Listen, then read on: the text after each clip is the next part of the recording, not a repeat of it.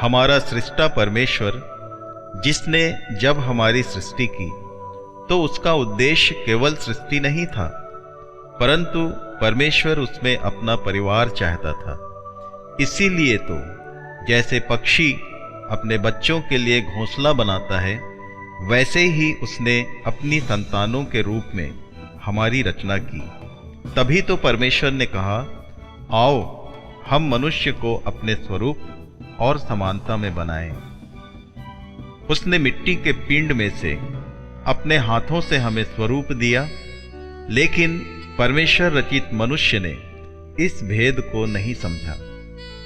तब शैतान ने मनुष्य को परमेश्वर से दूर करने के लिए नारी को चुना, क्योंकि विश्व रचना में नारी प्रकृति और निषेध रूपा है, जन्मदात्री है। वह गिरी और उसने पाप को जन्म दिया, और तब पाप ने सारी मनुष्य जाति को घेर लिया। इसीलिए जब पुरुष गिरता है तो अकेले ही गिरता है, परंतु नारी जब गिरती है तो वह समस्त सृष्टि को लेकर गिरती है। लेकिन वह जो रचनाकार है, क्या अपनी सृष्टि को विनाश में मिटने देता? कोई माता पिता अपनी संतान को लौटा कर ले आना न चाहे, ऐसा नहीं हो सकता। जब हम पाप में गिर गए, परमेश्वर से दूर हो गए, तो हमारे रचनाकार ने हमारी पुनर्रचना की। पतित मनुष्य को अपनी करुणामयी प्रेम से पवित्र किया और उसी नाशवान में से अपने समान अविनाशी की रचना की। प्रभु यीशु मसीह इसी रचना या पुनर्रचना का महानायक है, जिसमें सारी सृष्टि की रचना हुई व पुनर्रचना हुई और होती रहेगी।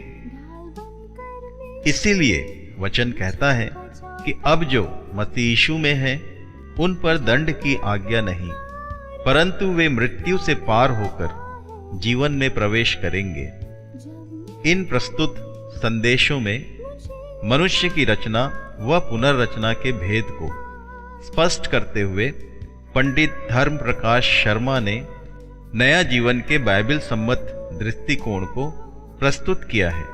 काश ये भेद हम सब समझ लें और उस सनातन जीवन के लिए जो हमारी प्राथमिकता है, हम महानायक प्रभु मसीह यीशु में पुष्पित, पल्लवित और फलवंत होते रहें, क्योंकि उसने कहा है, तुमने मुझे नहीं चुना, परंतु मैंने तुम्हें चुना है कि तुम जाकर बहुत सा फल लाओ और तुम्हारा फल तुम में बना रहे। श्रोताओं, विनाश के कगार पर खड़े मनुष्य को निकालकर मुक्ति मार्ग तक पहुंचाने के लिए यह संदेश सारी मानव जाति के लिए प्रस्तुत है।